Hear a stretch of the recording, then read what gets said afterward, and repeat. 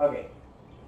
So this is just going to be a workshop on how to manage conflict in the workplace and just different ways to identify it, different ways to kind of go about dealing with the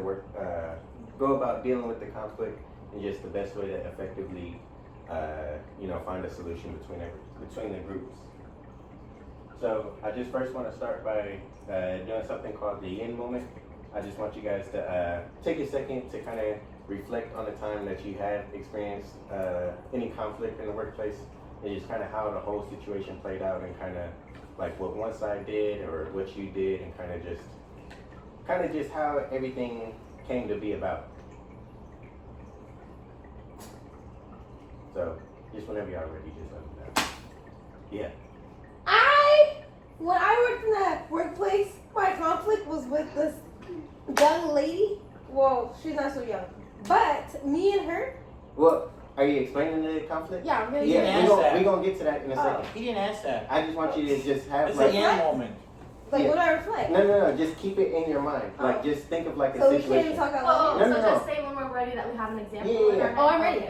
No. Like, next He's step gonna we're get gonna to get that. into Oh, okay, so we're just thinking. Yeah. So just think about it. So just everyone's got a situation now. Are you guys ready? Is I think that everyone. You got a Harvey, you got one? The school situation? So just keep that situation in mind, and then we'll come back to it later. All right? So just what are some common workplace scenarios for conflict to come up? Working in restaurants in like fast-paced environments that some of us work in. A couple of like the major ones are like a coworker doesn't complete their shift duties, and then they end up leaving extra work for others. So it just adds on more work to do whenever, like, if things are already busy, it's just going to give you more work, so then it's harder for you to get your tasks done. Another are two employees arguing over roles that's supposed to be assigned. If someone's assigned, like in restaurants, we're assigned to do rolls or like fold linen. So if someone's assigned to do 15 rolls by the end of the night and they don't do any, now that just, again, gives you more work to do while they just get to go home early without completing their half of doing the task. And then another one is just the biggest being communication breaking down during like busy times. Let's just say like in restaurants, you got to communicate with the host sometimes, like whenever you're finishing with parties. If they keep on seeking you fast, then it gives you no time to kind of recover between those two parties. So, and even in whatever workplace it may be, anytime things get busy and hectic, communication is the number one thing. So if you're not communicating, then it's obviously going to lead to having some conflict and some tension built up between everyone. And why does conflict happen at work? Conflict is normal, and I feel like a lot of people see it as something negative, but it's something that's almost inevitable in that anytime you're working with people, you're going to have some type of conflict, whether it be big or small. But like we just covered, some of the common causes are just miscommunication, unclear roles, diversity in personality. People always come from different places of life, so what you might feel like is okay in one aspect, they might not feel is okay in a different. So just dealing with diversity, unfair workload, you may feel like someone has more, or someone has less work than you and you have more work. So that's just another reason to build conflict. High pressure and fast pace. Again, in restaurants, things are always, especially during the holiday times right now, things are starting to pick up, so it's a lot of pressure, getting your tables done. And then, just like an example, I work at Topgolf, so during peak hours at Topgolf, frustration can rise if one team member feels overburdened, because if one member feels like they're just doing everything by themselves, they're going to take all that frustration out on everyone else, and then it's just going to be like a domino effect where one person's mad, then it makes this person mad, then it makes that person mad. So just as long as everyone can kind of find a balance between workload, then it just kind of helps keep everything running smoothly. So the cost of having conflict in the workplace and it going unresolved is that it lowers team morale, lowers productivity, and it also lowers like worker retention. Meaning, if conflict is always happening in the workplace, people are obviously not going to want to work there anymore. They're obviously going to want to find a different job, move to different places. And research also shows that conflict can also lead to emotional exhaustion and stress as well. So, again, if you're at a workplace and you're always arguing with someone, or you always feel like things are unfair, it's obviously going to be a load on you going into the workplace, and you just don't feel just like exhausted and just tired of working there. And for teamwork and customer service quality, if the back end of the restaurant can't work together smoothly, it's obviously going to affect what customers get to experience. If we can't communicate how to bring food out quickly, or bring out drinks to different tables, or kind of just check up on tables, customers are obviously going to see that, and it's going to affect them. So they're also going to have a negative experience just because we're dealing with conflict on our own end. And it increased turnover rates in the food industry, like I was saying before. If people are working in a high conflict workplace, they're obviously not going to want to stay there because it's not a good time to go to work, and they obviously just want to go find a different place that's going, where you're going to have fun, and where you're able to bond with people, and kind of just mesh and work together smoothly. And the different types of conflict styles, there's 5 different ones, and just kind of to understand them. Number 1 is avoiding. That's just where you avoid the issue. You don't want to address the issue, and people use this one where you're like, oh, if I don't talk about it, then maybe things will just kind of blow over, and then they'll forget about it. And that's just not a good one to use sometimes, because if you don't talk about the conflict, it's never going to get resolved. So then things could just build up over time to become something bigger. Another one is accommodating. That's where two sides of the parties, kind of try to find a middle ground. That's where, like, if I feel like if we're having a conflict with each other, I may say, it's okay for me to not get something, and I'd rather you be happy, so then we could just come to an even ground. And then another one is competing. That's where you're either like, it's either my way or no way. So it's either like, if you're doing a task and you feel like your way is the only way, that could be a way that conflict can happen, because, sometimes one thing doesn't always have to be just done one way. If I do one thing one way, you could do it another, and we could still come to the end, to become, like, we could still meet the same end goal. And then another is compromising. That's where both sides kind of give up one thing just to kind of meet in the middle. So it's like, an example of this one would be like, you want to do your folds that way, I'll do mine this way, but then we'll still, kind of find the middle ground of just being able to get the task done effectively. And then another is just collaborating. That's where, it's a win-win. I help you do this, you help me do this. We'll just work together, get things done fast, and then, you just kind of get things done quicker and effectively without, dealing with any conflict. And each style has its time and place. Sometimes you need to use, the competing style where, sometimes it can't be done different ways, like it has to be done this way. Or sometimes you're able to, compromise one thing where you're like, okay, you know what, like, I'm able to give up this just for, your way to work. So it's just, you have to understand the different styles, and you have to understand when to use them effectively, and when's the right time and when's the wrong time to use them. And then the model for conflict resolution, first you want to, whenever you're dealing with conflict, you always want to identify the issue. You don't want to just come in blindly and not understanding what's going on. So you want to understand, what's one side feeling, what's another side feeling, just so you can get the full understanding of what the problem is. You got to understand both perspectives. Most time when conflict happens, it's just because people aren't seeing eye to eye. So you have to you have to have an open mind. You have to understand, why one side's feeling one way and why is the other feeling the other way. You also gotta brainstorm solutions.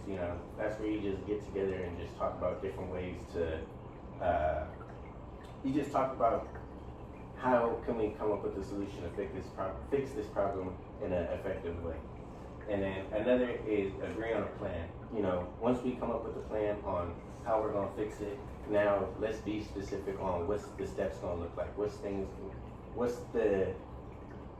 gonna be the next steps going forward so then we can accomplish our goal. And then the follow up is just, once we discuss what the plan's gonna be and we kind of do it, let's just follow up in the end just to make sure, things are still running smoothly when we get to the final goal. And you just always want to focus on behaviors and impact and just not personality. So for this one,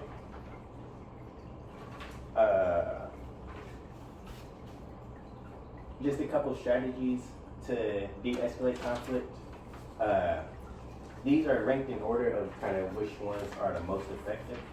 And these are, we're gonna run through these and we're also just gonna do a little kind of role play of just, you'll pick one of these. We'll do groups of 2 and then you'll choose one, but you won't say what it is. And then us as a group will try and identify which kind of strategy you use to de-escalate the conflict. So the first number one that you always want to do whenever you're dealing with conflict is you always want to stay calm and collected. You never want to, let things blow up even if you're going through pressure, because then you won't find the solution to the problem. You want to use I statements instead of placing the blame on someone. You always want to say, I feel like you did, or you want to say like, I feel like because of this, it ended with this conflict, and not something like, oh, you're always messing up and that's why things are going bad, because then you're just placing the blame on someone else. Then you want to listen without interrupting. Whenever you're dealing with conflict, you just want to let both sides speak without interrupting, because if you're interrupting someone whenever you're trying to solve a conflict, that could even lead to more conflict because you're not letting that other person get their full side out. You want to ask open-ended questions and just kind of understand where the other person's coming from. Again, just with dealing with conflict, you want to always be open-minded. You want to be able to see the other person's perspective.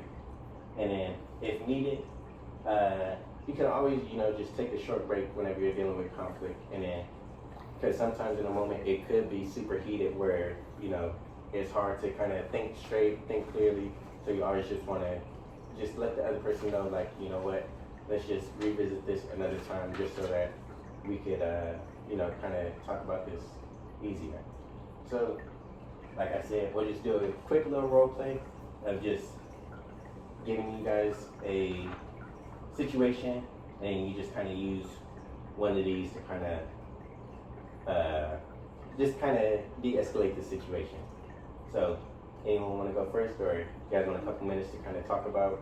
I'll go first. You two want to go first? Oh, we have to go together? Yeah, it's gonna be partners of 2. Okay. So come on. I feel like. No, you gotta stand up. Oh. What are we doing? So what's the situation? No. So just talk real quick. Just come up with a solution really quick. We need a scenario. You come up with your own scenario. Oh. Just on the fly. Okay, a manager, what was your situation? My manager, it was that she kept bugging me for Oh, stuff. yes. Okay. She kept bugging you for stuff. Yes. And other people were around. I feel sad and angry when you blame me for stuff, and instead we should talk things out. Is that it? Yeah. And then do I do the same thing? Yeah. I'm acting as if the scenario Now happened to me you're now? using like the I statement. Okay. I feel unappreciated, and I feel like my time is worth as much as your time, and so I feel like we need to come to an agreement where we can work together cohesively. Alright, that was good. Okay. Yeah. Ready? You wanna bring your mic?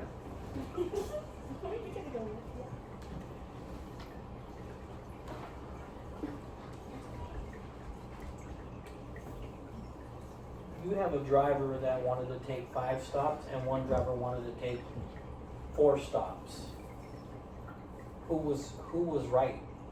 The one that wanted to take 5 stops or the one that wanted to take 4 stops?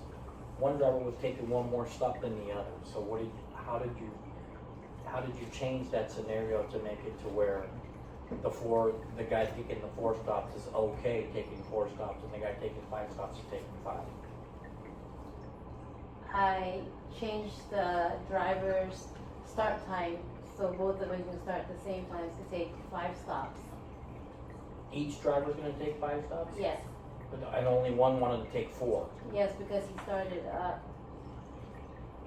earlier.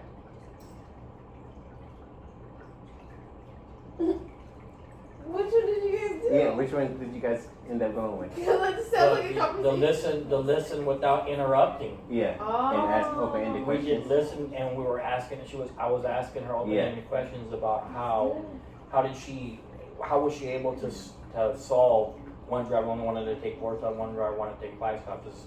We started them both at the same time. Correct.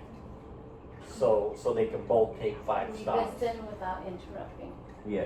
And you did that so then you could just see her perspective Mhm. and just how her thought process was, just so, yeah.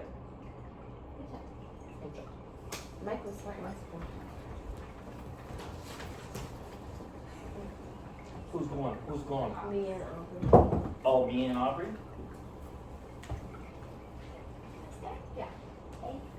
I feel like my. Okay, wait. So her scenario is her at school because she doesn't go to work. Uh-huh. So it's a teacher. We'll say a teacher picking on her instead of other students. Okay.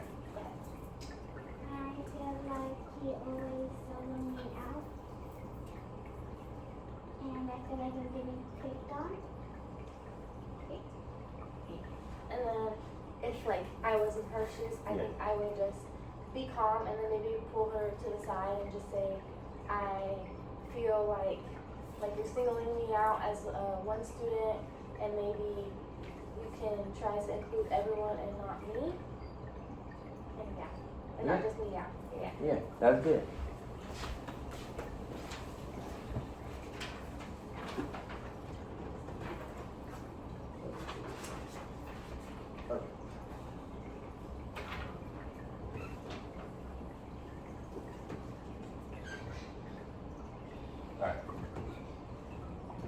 Alright, so now we just ran through that whole kind of overview on like how conflict happens, different ways to resolve it. And you guys remember when I asked you about in the beginning, kind of think about the conflict that you dealt with in the past, and then just you could like again you could just think in your mind, or even if you wanted to say out loud, kind of what you were thinking in the beginning, and then now how it's transitioned, kind of with all like the different strategies that I've given you and kind of why things happen, how to go.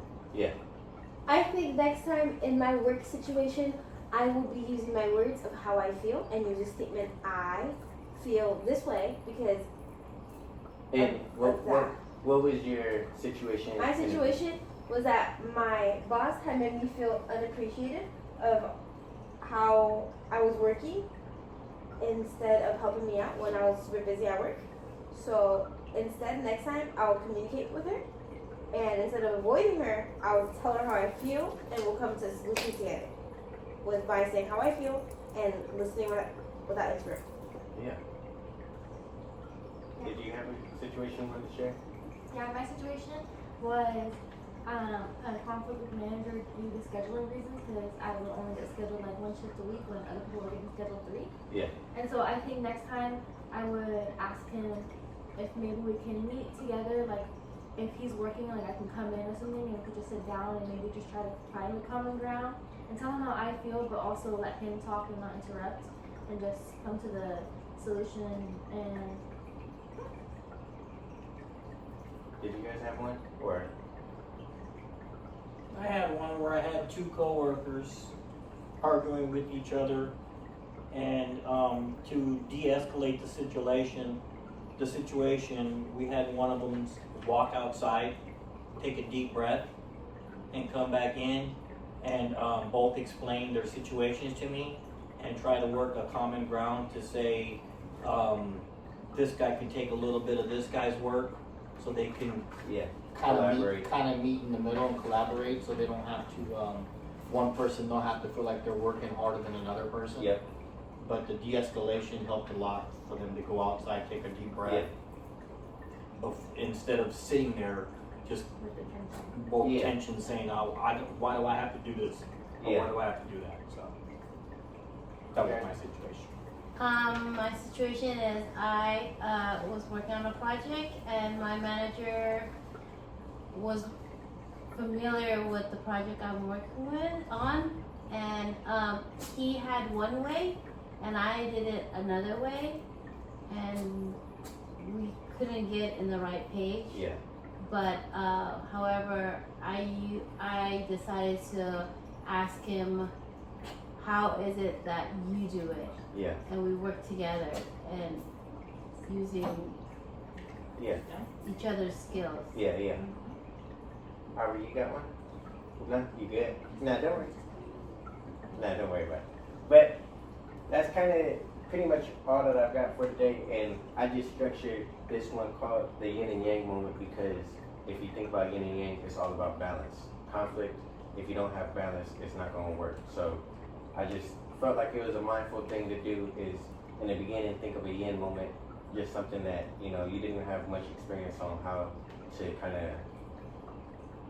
to go about and how to think about the correct strategies on how to handle conflict. And the yang moment is just looking back on, you know, your past and reflecting and kind of just building a better version of yourself on like how going forward, how you can now manage conflict effectively. So that's why yin and yang, you need to balance and conflict in any workplace. And thank you.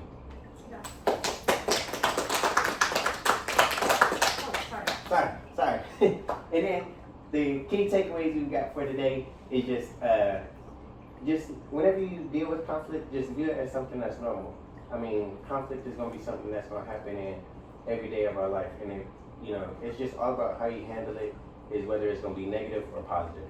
Sometimes conflict is good to happen because now you get to see kind of what to build upon and how to, you know, make everything run smoothly. Because if no one ever speaks up about anything, you kind of sometimes things just go unseen and unheard, and you may never notice what's going wrong. So conflict is normal, but like how I said, however you manage it is going to determine how you really view conflict going forward. And you got to understand the different conflict styles, and you got to practice empathy. Sometimes if you come into a conflict situation where you're just super angry and you believe my way or no way, you know, you're not thinking about how the other person feels about going into that situation, and you're not taking in consideration kind of like their mindset or how they're going to be doing something. And then, you know, always just communicate clearly, listen actively, and stay solution focused. Just like I've been saying, just keep an open mind.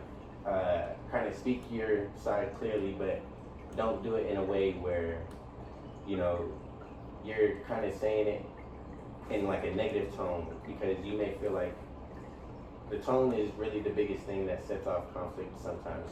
You may think you're saying something the right way, but the tone and how you say it is, you know, kind of going to lead it to something else. And listen actively to what the other person is saying.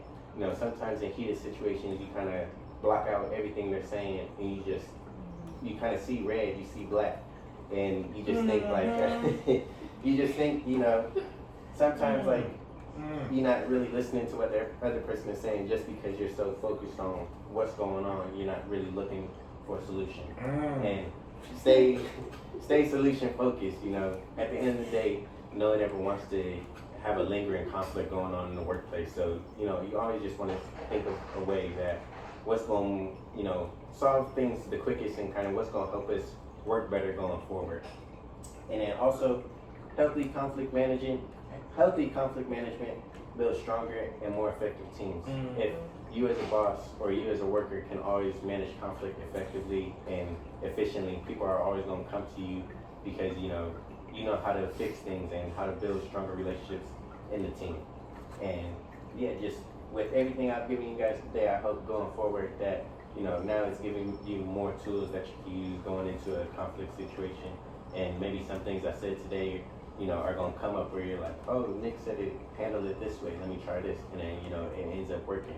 So it's just different tools to give you guys going into the workplace and going into restaurants and just how to manage things effectively.